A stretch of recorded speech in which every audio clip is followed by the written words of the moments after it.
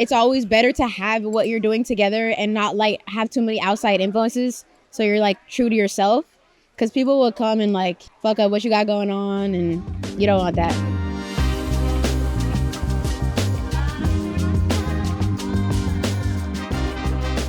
Hey, it's Alemeda, and this is SoundAdvice. Well, thank you so much for being here with us today. Thank you for having me. Yeah, I know you grew up between Arizona and Ethiopia.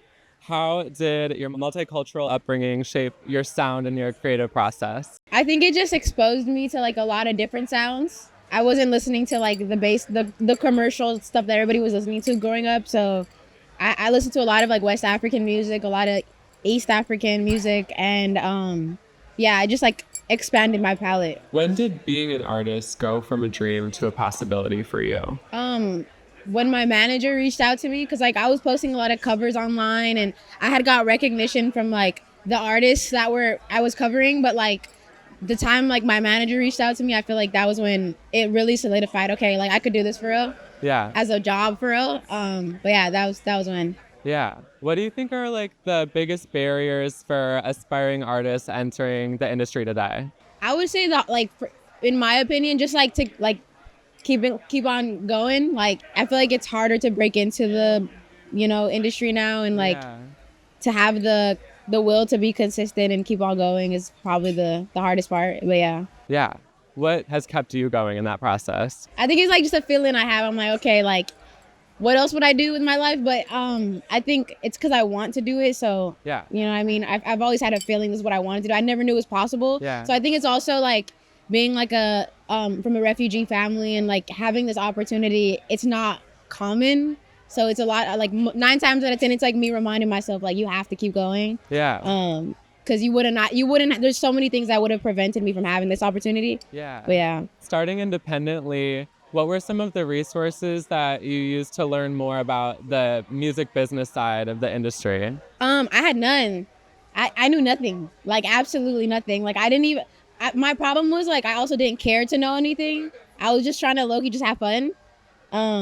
I didn't learn shit about the music industry. I could cuss, right? Oh yeah, you can. Okay, I didn't learn shit about the music industry until I joined it, and then I was like, oh okay. So I wouldn't say I knew it until up until recently, to be honest, like fully, because I'm so early on. But yeah, I'm still learning. So I know last August you announced that you signed with Top Dawg. Yeah. Can you talk a bit more about how this process started for you and like what advice you would give to artists considering a label partnership? To figure out who you are before you go, because like I was lucky enough to be go through artist development and have a label that was patient with me and really was like big on like go figure out what you're doing before we like. You know what I mean? Yeah. It's always better to have what you're doing together and not like have too many outside influences. So you're like true to yourself, because people will come and like fuck up what you got going on, and you don't want that. What do you feel like was one of the most important things that you learned during that development stage? I would say the most important thing I learned was to listen to myself. Yeah. The moment I did, everything just, like, in my opinion, for me went right. Like listening to myself and being sure of myself and what I'm doing. Yeah. Confidence, all that. Yeah. Do you have any advice for aspiring artists that are trying to develop themselves independently? Make sure it's what you really want to do, because it's hard.